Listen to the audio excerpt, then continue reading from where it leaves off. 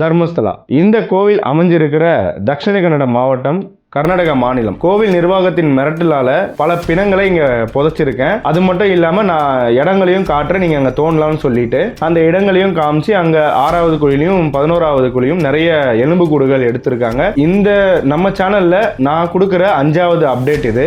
நாம ஆரம்பத்துல போட்ட வீடியோக்கள் எல்லாமே பார்த்துருப்பீங்க அப்படிங்கறது நான் நம்புறேன். அப்படி பார்க்காதவங்களுக்கு டிஸ்கிரிப்ஷன்ல 4 வீடியோவோட லிங்க்குமே கொடுக்குறேன். நீங்க அதை பார்த்துட்டு இதை பார்க்கும்போது உங்களுக்கு கண்டினியூஷன் புரியும். எந்த அப்டேட்ல இருந்து இப்போ எந்த அப்டேட் நான் சொல்ல வரேன் அப்படிங்கிறது புரியும். கடைசி வீடியோ பார்த்தவங்களுக்கு தெரியும், இந்த தர்மஸ்தலா மேல புகார் அளிக்க வந்த சாட்சி சின்னையா யூடியூபர்ஸ்க்கு இன்டர்வியூ கொடுத்திருக்காரு. அது மட்டும் இல்லாம எஸ்ஐடி மற்றும் கோர்ட் இங்க சொல்லாத விஷயங்கள் நிறையவே யூடியூப்ல சொல்லியிருக்காரு. அதாவது அந்த சேனலுக்கு இன்டர்வியூ கொடுக்கும் போது சொல்லியிருக்காரு. அந்த விஷயத்தை தான் நாம இப்போ விரிவா பார்க்க போறோம். ஸோ வீடியோவை ஃபுல்லா பாருங்க. டீகோ நேயர்களுக்கு எனது அன்பு வணக்கங்கள். நான் உங்கள் ஜோதி பாபு.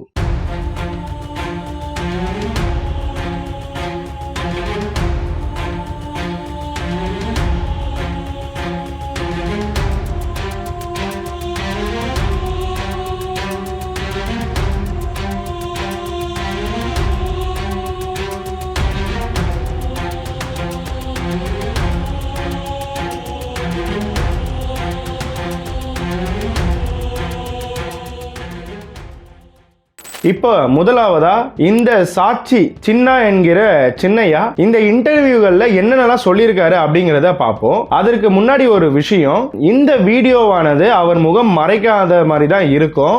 ஏன் இப்படி முகம் மறைக்காத ஒரு வீடியோ இப்போ ரிலீஸ் ஆகுது அப்படின்ற ஒரு டவுட் உங்களுக்கு வரலாம். என்ன விஷயம் கேட்டீங்கன்னா, அவரோட விட்னஸ் ப்ரொடெக்ஷன் ஆக்ட் முடிஞ்சு நிறைய செய்தி ஊடகங்கள்ல அவரோட முகம் வந்துருச்சு. அந்த ஒரு ரீசனால இப்போ இந்த ஓப்பன் வீடியோ ரிலீஸ் பண்ணுறதுனால அவருக்கு எந்த பெரிய ப்ராப்ளமும் இருக்காது. ஏன்னா ஆல்ரெடி அவர் எஸ்ஐடி கஸ்டடிக்கு போயிட்டாரு. நிறைய பேர் எஸ்ஐடி அரெஸ்ட் பண்ணிட்டாங்க, இவர் பொய் புகார் கொடுத்ததா அவர் ஒத்துக்கிட்டாரு, நீதிபதி முன்னாடி மன்னிப்பு கேட்டாருன்னு நிறைய பேர் உருட்டிட்டு இருக்காங்க. பெரிய பெரிய சேனல்கள், பெரிய பெரிய நியூஸ் மீடியா கூட உருட்டிட்டு தான் இருக்காங்க. அந்த விஷயத்தை நம்ம லாஸ்ட் வீடியோவில் கவர் பண்ணிட்டோம். ஸோ அதை பார்த்தீங்கன்னா உங்களுக்கு அதுக்கான புரிதல் கிடைக்கும். இதையடுத்து எஸ்ஐடி கஸ்டடிக்குள்ள 10 டேஸ்க்காக போயிருக்காரு சாட்சி சின்னையா.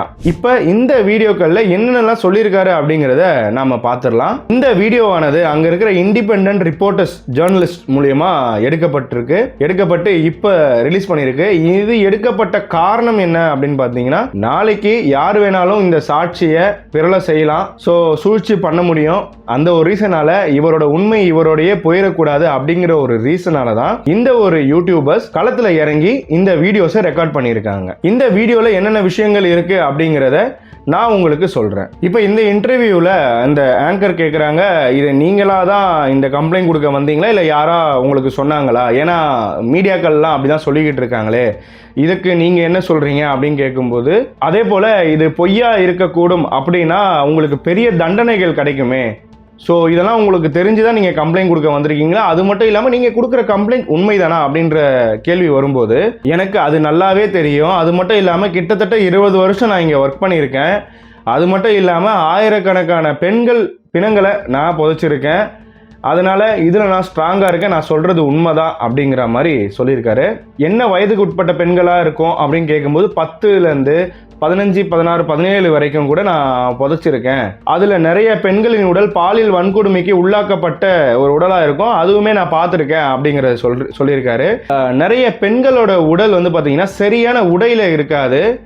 நிறைய பேருக்கு பாவாடை கூட அவிழ்ந்து இருக்கும், அதை கூட கட்ட சொல்லி யார் இவருக்கு எடுத்துட்டு வந்து கொடுக்குறாங்களோ அந்த போலீஸார் கட்டளை இட்டதெல்லாம் கூட நடந்திருக்கு அப்படிங்கிறதுமே சொல்லியிருக்காரு.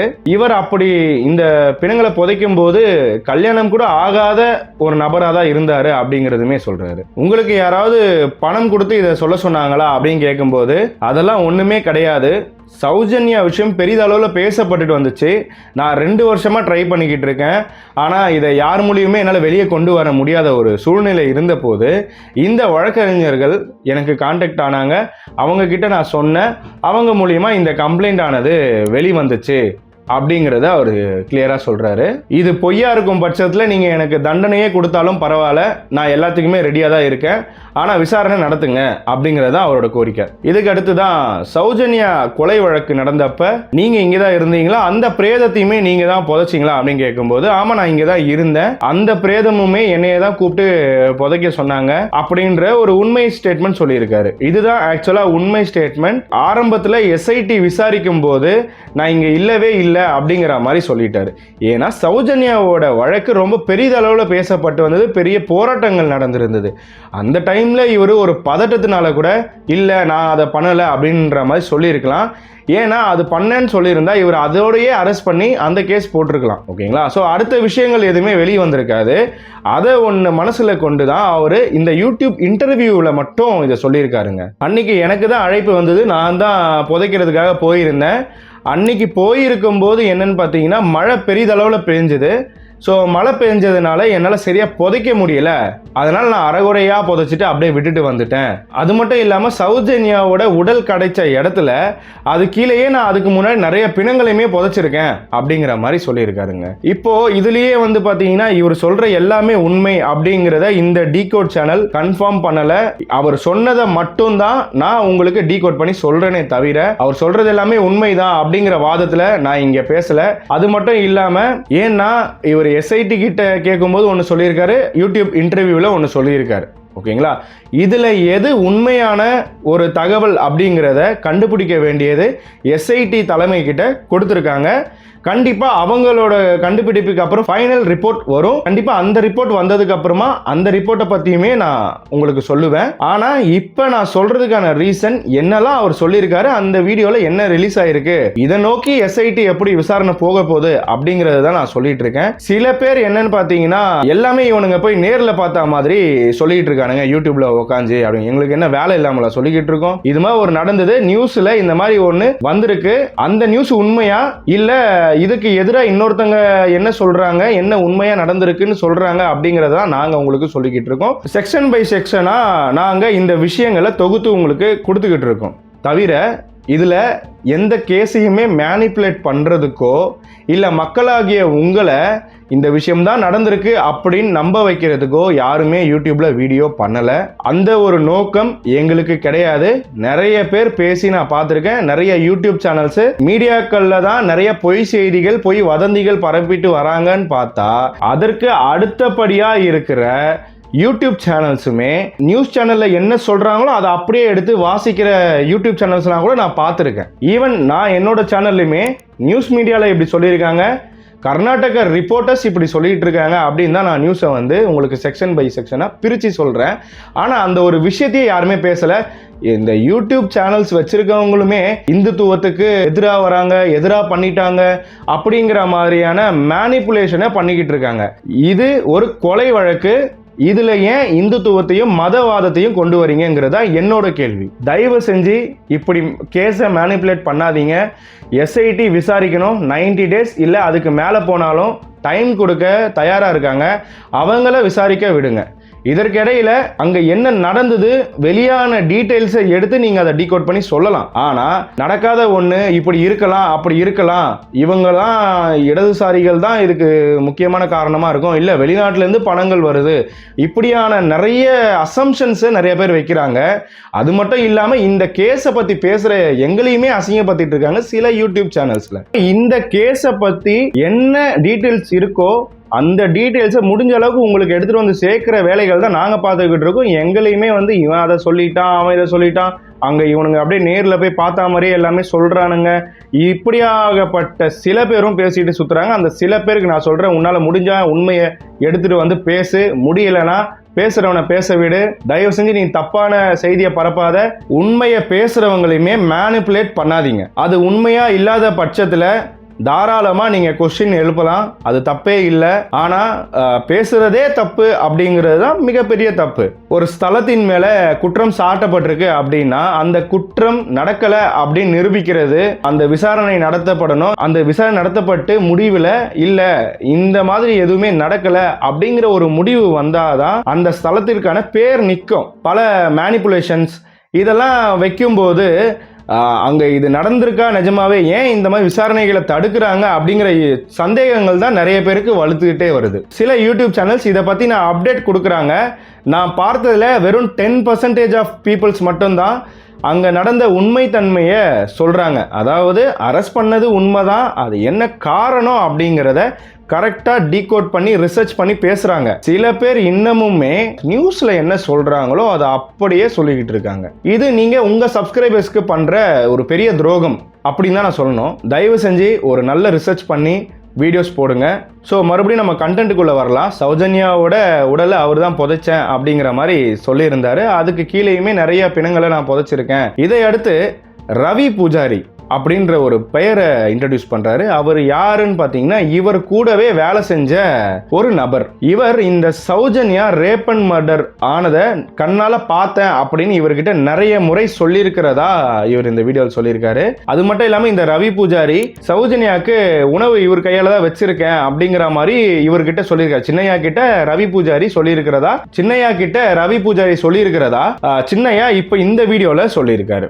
சௌஜன்யாவோட ரேப் அண்ட் மர்டர் விஷயம் நடந்த 1.5 மாசத்துக்குள்ள இந்த ரவி பூஜாரி மர்மமான முறையில அவங்களோட ரூம்ல இறந்து கிடந்திருக்காங்க. இவங்களுக்கு கொடுக்கப்பட்ட லாட்ஜ்ல இருக்கிற ரூம் பாய்ஸ் இந்த ரவி பூஜாரி தங்கி இருக்கிற ரூம்ல இருந்து ரவி பூஜாரி தூக்கு மாட்டி இறந்துட்டாரு, எல்லாரும் ஓடிவாங்க அப்படிங்கிற மாதிரி கூப்பிட்டுருக்காங்க. அங்க போய் இவர் பார்க்கும்போது அவரோட உடல் மேல தொங்கிட்டு இல்ல, கயிறு கட்ட நிலைமையில கீழே தான் இருக்கு. அப்படிங்கிறப்ப இந்த சின்னையாக்கு ஒரு சந்தேகம் எழுது. போலீஸ் வர வரைக்கும் யாருமே பாடியை கீழே இறக்க மாட்டாங்க, ஒரு தற்கொலை ஒண்ணு ஆயிருக்கு அப்படின்னா. ஆனா இங்க இந்த உடலானது கீழே இருக்கு.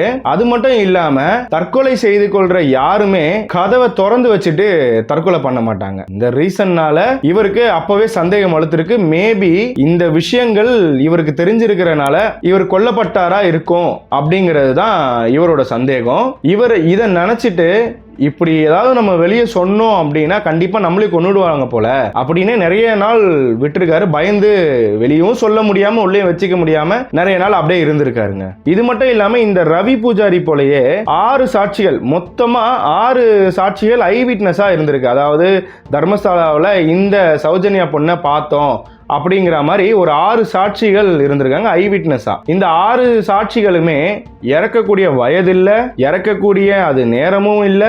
ஆனா மர்மமான முறையில இவங்க எல்லாம் அடுத்து இறந்திருக்கிறாங்க. இது மாதிரி அடுத்தடுத்து இந்த சாட்சியங்கள் இறந்து போறத நோட் பண்றாரு இந்த சின்னையா. இதனாலேயே வெளியே எந்த விஷயமும் சௌஜன்யாவை பத்தின எந்த விஷயமே அவர் வெளியே சொல்றதுக்கே அந்த காலத்துல இருந்தே பயந்த ஒரு சூழ்நிலையில தான் இருந்திருக்காரு. அதே போல ரவி பூஜாரி ஒரு விஷயம் சொல்லியிருக்காரு. இந்த சௌஜன்யா கொலை வழக்குல ஈடுபட்டது யாருன்னு பார்த்தா அர்ஷேந்திர குமார், அதாவது வீரேந்திர ஹெகடேவோட தம்பி அர்ஷேந்திர குமாரோட ஆட்களும் அவரோட மகன்களும் தான் இந்த விஷயத்துல ஈடுபட்டிருக்காங்க அப்படிங்கிற ஒரு விஷயமே சொல்லிட்டு இருக்காருங்க சின்னையா கிட்ட. சோ இந்த விஷயங்களை ஆல்ரெடி எஸ்ஐடி கிட்டயுமே சொல்லி இருக்கிறதா ஒரு தகவல் இருக்கு. சோ சீக்கிரமே எஸ்ஐடி இது உண்மையா அப்படிங்கிறத கண்டுபிடிச்சு ரிப்போர்ட் சப்மிட் பண்ணுவாங்க.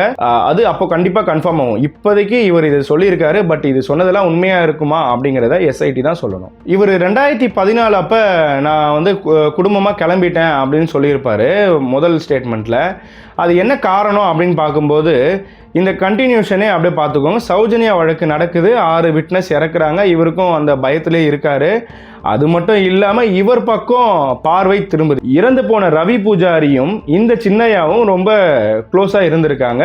இவங்க 2 பேரும் ஒன்னா வேலை பார்க்கறது, ஒன்னா பேச செய்ய இருக்கிறதுனால இவருக்கு ரவி பூஜாரி எதுவும் உண்மையை உளறி இருப்பாரா, சொல்லி இருப்பாரா அப்படிங்கிற ஒரு எண்ணத்துல இந்த சின்னையா 2014 சமயத்துல பகிரங்கமா இவருக்கு கொடுக்க வேண்டிய அமௌண்ட் எல்லாம் செட்டில்மெண்ட் பண்ணி வெளியேற்றினதா ஒரு விஷயம் சொல்றாரு. சௌஜன்யாவோட மாமா விட்டல் இவங்க பணிபுரியிற இடத்துக்கு பக்கத்துல தான் கடை வச்சிருந்திருக்காரு. அது மட்டும் இல்லாம இவங்க அது ஒரு சின்ன ஹோட்டல் மாதிரி, அங்க இவங்க போக வர சாப்பிட அது அவர்கிட்ட பேச அப்படின்ற மாதிரி இருந்திருக்கிறாங்க.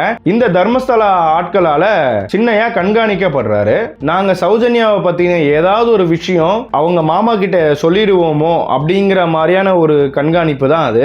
அந்த ஒரு நோக்கத்திலே ரொம்ப நாளா எங்களை ஃபாலோ பண்ணியிருக்காங்க.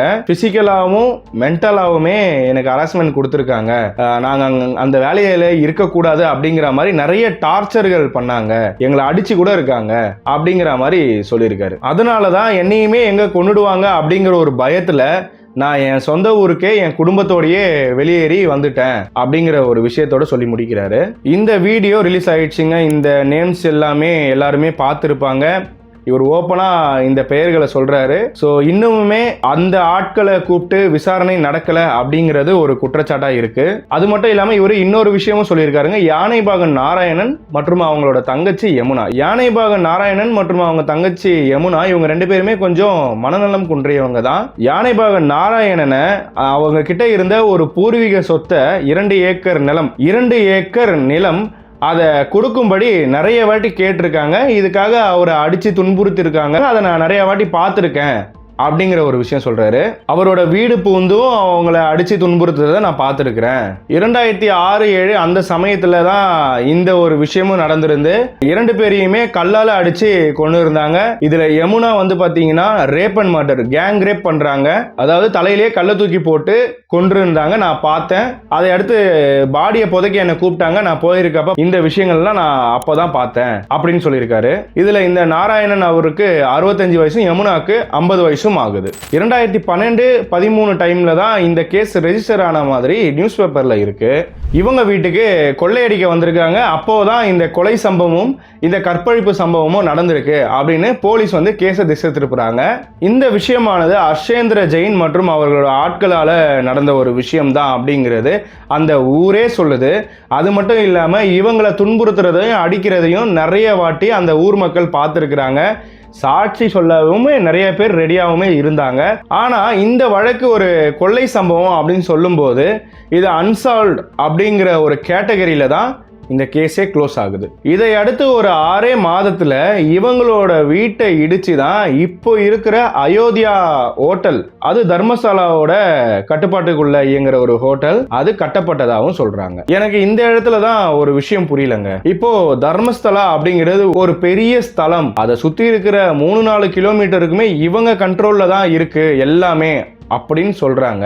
அப்ப அங்க போலீஸை விட பெரிய பவரா மக்களை பாதுகாத்து இருக்க வேண்டியது இந்த ஸ்தலத்தை சார்ந்தவர்கள் தான். அந்த ஊர்ல ஏதாவது இந்த மாதிரியான கொலை சம்பவமோ கொள்ளை சம்பவமோ நடந்திருந்தா அவங்க பிரஷர் போட்டிருக்கணும். எங்களோட ஒரு பெரிய ஸ்தலம் இருக்கிற ஒரு ஊரு, இந்த இடத்துல இந்த மாதிரி ஒரு நடக்குதா, அப்போ அந்த குற்றவாளியை கண்டுபிடிங்க, கடுமையான தண்டனையை கொடுங்க. இனிமே எங்க ஊர்ல இந்த மாதிரி யாருமே பண்ணக்கூடாது. இது ஒரு புனிதமான ஸ்தலம், இங்க இந்த மாதிரி நடக்க கூடாதுங்க அப்படின்னு ஒரு ஸ்ட்ரிக்ட் ஆர்டர் போட்டிருக்கணுமா இல்லையா? ஆனா ஏன் போடல? ஏன் வாயை திறக்காம இருந்திருக்காங்க? அப்படி இவங்க ஸ்ட்ரிக்டா சொல்லியிருந்தாங்க அப்படின்னா அங்க எல்லா வேலைகளும் நடந்திருக்குமா இல்லையா? அது மட்டும் இல்லாம ஏகப்பட்ட மிஸ்ஸிங் கேஸ் வேற இருக்கு. அப்போ இந்த ஸ்தலத்தினர் ஏன் ஈடுபட்டு இதுல என்னதான் நடக்குது அப்படின்ற ஒரு கேள்வி எழுப்பல. இன்னைக்கு தர்மசாலா மேல ஒரு கேஸ் அப்படின்னு இன்னைக்கு தர்மசாலா மேல ஒரு வழக்கு அப்படின்னு பதிவு பண்ண உடனே இத்தனை அரசியல் கட்சிகள் பேசுது, பெரும் பேசும் பொருளா ஆகுது. ஆனா அதே ஸ்தலம் இருக்கிற ஏரியால சுத்தி இருக்கிற மக்கள் இத்தனை பேர் காணாம போயிருக்காங்க. நிறைய பிணங்களை கரெக்டான ப்ரொசீஜர் இல்லாம எரிச்சும் புதைச்சும் இருக்காங்க. அது மட்டும் இல்லாம நிறைய இன்ஃபர்மேஷன்ஸ் எல்லாம் அழிஞ்சிருச்சு அப்படின்ற மாதிரி சொல்றாங்க. ஸோ இதெல்லாம் எல்லாருக்குமே சந்தேகங்களை எழுப்பக்கூடிய விஷயமா தான் எனக்கு தெரியுது. இன்னைக்கு இதே தர்மஸ்தலா மேல வந்த வழக்குக்காக நிறைய பேர் போராட்டம், பேரணிகள், நிறைய விமர்சனங்களை வைக்கிற ஆட்கள், இதே ஊர்ல ஒரு இந்து இறந்திருக்கான், கற்பழிச்சு கொலை பண்ணியிருக்காங்க, கேங் ரேப் பண்ணியிருக்காங்க, அந்த மாதிரி கேசஸ்லாம் இருக்கு. கற்பழிச்சு ஒரு பெண்ணோட உடல் 500 மீட்டர் தூரத்தில் கிடைக்குது. அப்படிலாம் இருக்கும்போது இந்த போராடுறவர்கள்லாம் எங்க போனாங்க? அப்போ இவங்களோட போராட்டம் இந்து கோவில்களுக்கு மட்டும் தானா, இந்துக்களுக்கு கிடையாதா அப்படிங்கிறதும் என்னோட கேள்வி. அது மட்டும் இல்லாம இந்த தர்மஸ்தலா இந்து கோயிலா அப்படின்னு செக் பண்ணும்போது மஞ்சுநாதா கோவில் அது இந்து கோவில் தான் இல்லைன்னு சொல்ல. ஆனா இந்த தர்மஸ்தலாவை இந்து அறநிலையத்துறை கேட்ட போது வீரேந்திர ஹெகடே இது இந்து கோவில் கிடையாது, இது ஒரு ஜெயின் இன்ஸ்டிடியூஷன் அப்படின்னு சொல்லியிருக்காருங்க.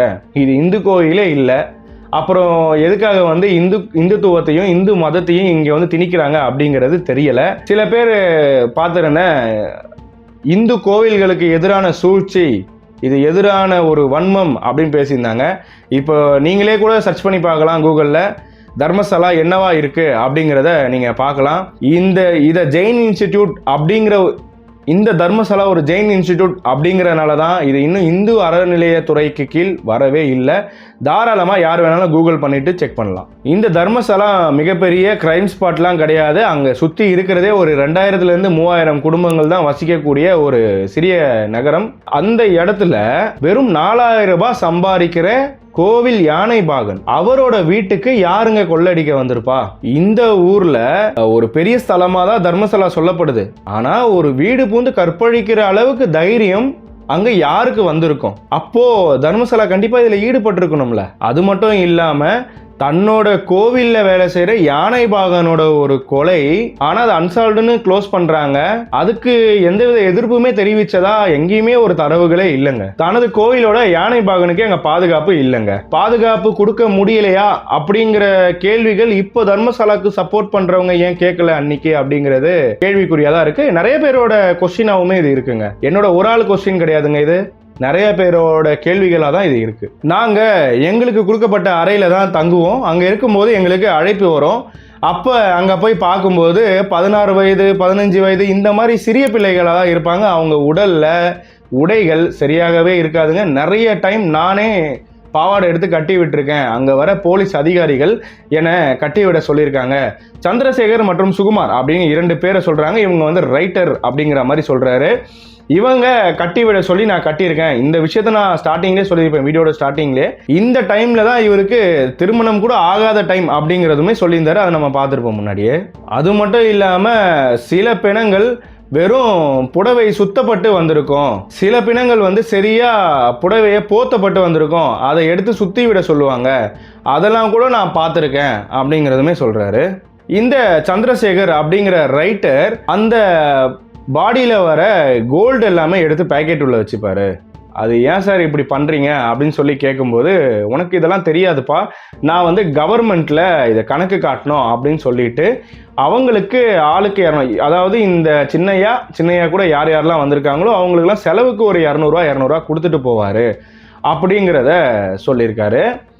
இவர் இந்த கோல்டை பக்கத்தில் இருக்க ஜுவல்லரி ஷாப்பில் கொடுத்து வேற கோல்டாக வாங்கிப்பார், இல்லைனா பணமாக வாங்கிப்பார். இதை நாங்கள் நிறைய முறை பார்த்துருக்குறோம் அப்படிங்கிற ஒரு விஷயமே சொல்லியிருக்காருங்க. இன்னொரு விஷயமா தான் சொல்கிறாரு, இந்த கோவிலில் இருக்கிற பிச்சைக்காரர்களை கூட இவங்க கொன்று இருக்காங்க அப்படிங்கிறத சொல்கிறாரு. ஏன்னா இவங்களோட கோயில் முன்னாடி பிச்சைக்காரங்க இருக்கிறதையே இவங்க ஒரு கௌரவ குறைச்சலா நினைச்சிருக்காங்க. அவங்கள ஒரு நாற்காலியில உட்கார வச்சு கழுத்தை இறுக்கி கொண்டு இருக்காங்க. அதையுமே நான் நிறைய முறை பார்த்துருக்கிறேன். அந்த பிணங்களையுமே என்கிட்ட கொடுத்துருக்காங்க. நான் அந்த பிணங்களையுமே எடுத்துட்டு போய் புதைச்சிருக்கேன். ஸோ எஸ்ஐடி இந்த ஒரு விஷயத்தையுமே உள்ளடக்கி கண்டிப்பா விசாரணை பண்ணுவாங்க அப்படிங்கிறத நினைக்கிறேன். இந்த மாதிரியான விஷயங்கள் எல்லாமே ஹர்ஷேந்திரகுமார் ஜெயின் அவரோட ஆட்களை வச்சுதான் பண்ணுவாரு. அவரு நேரா வரமாட்டாரு அப்படிங்கிற ஒரு விஷயம் சொல்லியிருந்தாரு. அது மட்டும் இல்லாம இந்த பிணங்களை நாங்க புதைக்க மறுத்தா அங்க இருக்கிற தூய்மை பணியாளர்களையே வச்சு எங்களை மிரட்டி இருக்காங்க, அடிச்சு கூட இருக்காங்க அப்படிங்கிற ஒரு விஷயமும் சொல்றாரு. இந்த தர்மசாலாவில் சின்னையா வந்து சாட்சி சொன்ன பிறகு ஏன் இத்தனை பேர் இங்க வந்து இறந்தாங்க, அன்ஐடென்டிஃபைடு பாடி ஏன் இத்தனை இருக்கு அப்படின்னு கேட்கும்போது அங்க பஞ்சாயத்து அலுவலகத்துல இருக்கிற ஆபீசர்ஸ் என்ன சொல்றாங்கன்னா, இந்த தர்மசாலா முக்தி கொடுக்கிற இடம், அதனால இங்க நிறைய பேர் வந்து அவங்களா இறந்துடுறாங்க, நாங்க அதெல்லாம் எடுத்து யூடிஆர் பண்ணி புதைச்சிருக்கோம் அப்படிங்கிற ஒரு விஷயம் சொல்றாங்க. காசிக்கு போனாதான் முக்தி கிடைக்கும் அப்படின்ட்டு நிறைய பேருக்கு தெரியும். அது மட்டும் இல்லாம அங்கேயுமே எரிமேடை கூட ரெடி பண்ணி வச்சிருக்காங்க. அதுக்கான வசதிகள் எல்லாமே அங்க இருக்கு. நம்ம எல்லாருமே பார்த்திருப்போம், நம்ம எல்லாருமே கேள்வியாவது பட்டிருப்போம் அட்லீஸ்ட். அப்படி இருக்கும் பட்சத்துல தர்மசாலா மக்களுக்கே தெரியாதுங்க தர்மசாலா வந்து ஒரு முக்தி கிடைக்கக்கூடிய இடம் அப்படிங்கிறது. அவங்க ரூட்டுக்கே போகலாம். அப்படியே நம்ம எடுத்தாலுமே 10 வயது 13 வயது 15 வயது 17 வயது இவங்களுக்குலாம் என்ன மோட்சம் தேவைப்படுது, என்ன முக்தி தேவைப்படுது, அவங்கள ஏன் இங்க வந்து அன்ஐடென்டிஃபையா இறக்கணும் அப்படிங்கிறது ஒரு பெரிய கேள்விக்குறியா இருக்கு. இப்போ இந்த 2-3 வீடியோக்கள்ல இவர் சொன்ன விஷயங்கள் இவ்வளவுதான். அது மட்டும் இல்லாம இவர் விசாரணை செய்யும் போது சில விஷயங்கள் நம்ம சொன்னா இப்பயே அரெஸ்ட் பண்ணிடுவாங்க, நம்ம எல்லா உண்மையும் சொல்லணும் அப்படிங்கிற மாதிரி அவர் யோசிக்கிறாராங்கிறது தெரியல. இல்லைனா நம்ம மேல கேஸ் வந்துடும், எல்லாரும் நம்ம பக்கம் டேர்ன் ஆயிடுவாங்க அப்படிங்கிற ஒரு பயம் இருக்கா அப்படின்னு தெரியல. என்ன ப்ரெஷர் இருக்கு அவருக்கு அப்படிங்கிறது தெரியல. ஆனா இவர் சொன்ன இந்த சாட்சியங்கள் எல்லாமே எஸ்ஐடி கஸ்டடியில விசாரிக்கப்படும். இவர் சொன்னதுல எது உண்மை எது பொய் அப்படிங்கிறது கண்டிப்பா கண்டுபிடிப்பாங்க. ஆனா இன்னொரு விஷயம், இவர் வந்து மாத்தி மாத்தி சொல்றாரு தவிர இவர் இவர் வந்து நான் பண்ணல, நான் இதை பண்ணவே இல்லை அப்படிங்கிறது சொல்லலைங்க. எங்கேயுமே கொஞ்சம் விஷயங்கள் மாத்தி மாத்தி சொல்றாரு. அதுக்குன்னு அவர் சொல்ற எல்லாமே போய் அப்படின்ட்டு சில பேர் கேம்பெயின் பண்ணிக்கிட்டு இருக்காங்க. அதுதான் முற்றிலுமா ஸ்டாப் பண்ணணும். ஸோ இவர் சொல்ற இந்த விஷயங்களை எடுத்து அதன்படி விசாரணை நடத்தி SIT கண்டிப்பா ஃபைனல் ரிப்போர்ட் சப்மிட் பண்ணுவாங்க. அன்னைக்கு நாம கண்டிப்பா இதே சேனல்ல எது உண்மை எது பொய் அப்படிங்கிறதையும் பேசுவோம் கண்டிப்பா. ஸோ இந்த SIT கொடுக்குற ஃபைனல் ரிப்போர்ட்டுக்காக கண்டிப்பா வெயிட் பண்ணுவோம். ஸோ அதற்குள்ள இந்த மீடியாக்கள் நிறைய பொய் வதந்திகளை பொய் செய்திகளை பரப்பிட்டு வருது. ஸோ அதுக்கு கோர்ட் ஒரு நல்ல முடிவு எடுத்தா நல்லா இருக்கும் அப்படிங்கிறதும் என்னோட ஒரு கோரிக்கை. இந்த விஷயம் யாரால நடந்திருந்தாலும் எதுக்காக நடந்திருந்தாலும் எப்படி நடந்திருந்தாலுமே குற்றம் தான். அதை வந்து யாருமே மாற்ற முடியாது. அதனால நம்ம சேனலை சப்ஸ்கிரைப் பண்ணாதவங்க சப்ஸ்கிரைப் பண்ணி வச்சுக்கோங்க. பெல் பட்டனுமே ஆன் பண்ணி வச்சுக்கோங்க. அப்பதான் நான் போடுற வீடியோ உங்களுக்கு உடனே வந்து சேரும். இந்த தர்மசாலாவை பத்தின நிறைய விஷயங்கள் அப்டேட்டுகள் நம்ம பார்க்க இருக்கிறோம். இது போல நம்மை சுற்றி நடக்கிற பல கிரைம்களை உங்ககிட்ட எடுத்துட்டு வந்து சேர்க்கணும் அப்படிங்கிறது இந்த சேனலோட மோட்டிவ். ஸோ அதுக்கு உங்களோட சப்போர்ட் ரொம்பவே தேவை. இந்த வழக்குக்கான புரிதல்கள் நிறைய பேருக்கு இல்லை. அப்படி இல்லாதவங்க யாராவது உங்களோட ஃப்ரெண்ட்ஸ் கொலீக்ஸா இருந்தாங்க அப்படின்னா கண்டிப்பா அவங்களுக்கு இந்த வீடியோ ஷேர் பண்ணி என்ன நடந்திருக்கு அப்படிங்கிற ஒரு உண்மையை பார்த்து தெரிஞ்சிக்க வலியுறுத்துங்க. இந்த வழக்கை பத்தின உங்களோட கருத்துக்களை கமெண்ட்ஸ்ல போடுங்க. கண்டிப்பா நான் எல்லாரோட கமெண்ட்ஸும் படிக்கிறேன். தொடர்ந்து இணைந்திருங்கள். நான் உங்கள் ஜோதி பாபு. நன்றி.